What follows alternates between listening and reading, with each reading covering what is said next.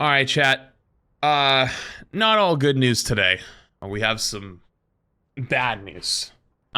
This came out as of what today. It's the second big round of cuts at Xbox maker this year following its purchase of Activision Blizzard. This is all of Microsoft gaming. So this doesn't mean it's like Overwatch. It could be nobody on Overwatch. It could be people on Overwatch. It could be a few. It could be a bunch. I don't have a clue. I know that a few people that I'm kind of close with, whether on Overwatch, are still there, so that's good. Microsoft will lay off approximately 650 people from its gaming team. The company's head of gaming, Phil Spencer, told employees in an email to team members this morning. This morning, today. Spencer framed them in the context of Microsoft's October 2023 $69 billion purchase of Activision Blizzard. And he said, as part of aligning our post-acquisition team structure and managing our business, we have made the decision to eliminate approximately 650 roles across Microsoft Gaming, mostly corporate and supporting functions, to organize our business for long-term success, Spencer wrote. You know, the hope when you read something like that, it's like, you know, maybe parts of the teams that completely overlap, you know, maybe like a marketing part, or, you know, maybe like market research. But, you know, like, cause like you don't need multiple teams to do those things typically. You can have one team that's like really, really good at it and then just make that a bigger team. But at the same time, though, it's not something you'd like to hear, because that could only be some of it. And they already did what? Like, that was like 1,900 jobs before. Yeah, so it's not great. The majority of the cuts will impact people in those corporate and support roles at Activision Blizzard, according to a source familiar with the matter. Oh, so it is mostly Activision Blizzard. It's not the rest of their gaming roles. So again, though, like, that's not... So this is coming from Microsoft Gaming. So my hope was that, you know, it was overlap for like Microsoft Gaming stuff or whatnot, but it appears it's actually towards the Activision Blizzard side. This is the second round of major cuts at Microsoft's gaming division this year.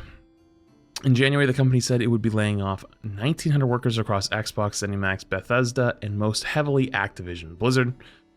Those cuts also included the cancellation of at least one game project at Blizzard. This time around, no game devices or experiences will be cut, per Spencer's note. No games, devices, or experiences. Okay, so basically what that translates to is that no projects that are currently being worked on will now be scrapped due to whoever they're cutting.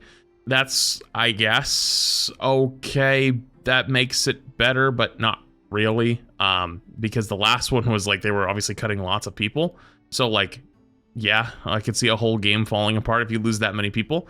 This is obviously a smaller cut, but that still doesn't mean it's not terrifying.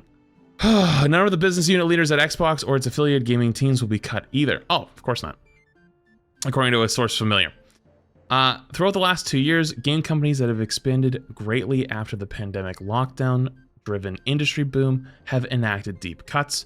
Sony's PlayStation team, which bought more than half a dozen studios since 2021, announced in February the layoffs of 900 workers, with more cuts at its Bungie studios announced over the summer. Well, here we are in the future, and I am no Destiny expert, but I think it's pretty safe to say that after its last major expansion, Destiny has not been having a great time. So I think they even decided that they're going to change their philosophy from releasing really big pieces of content over time to doing much smaller pieces of content more frequently.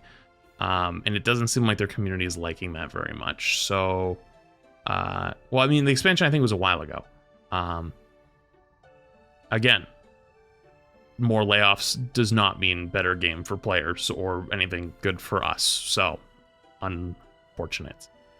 That ended years of expanding headcount at PlayStation. Riot, which said to have doubled its workforce since 2019, announced the cut of more than 500 workers in January. In February, Spencer told GameFiles that 1,900 job cuts were needed to keep the Microsoft gaming team on track with goals set by the overall company.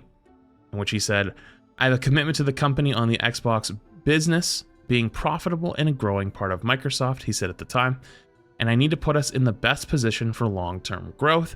Most of that is about building great products that exceed their expectations and find millions of customers.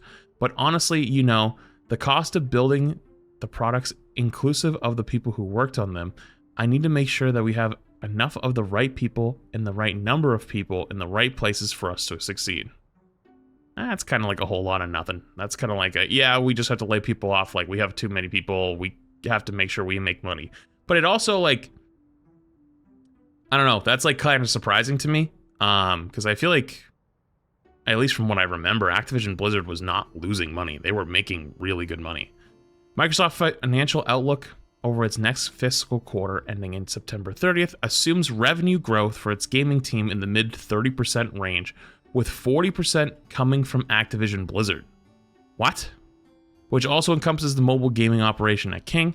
That suggested that without factoring ABK, Microsoft would be expecting its gaming revenue to be down. So, let me get this straight. They were expecting their revenue to be down without Activision Blizzard, but by bringing them in, they won't have it be down. But then they're also going to lay those people off. That's interesting. That's a very interesting thing to read. Microsoft's overall operating income for the year ending in June 30th, 2024 was $109 billion, up from the year before.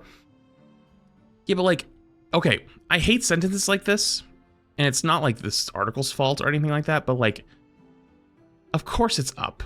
Inflation is up like crazy. Everything's fucking more expensive.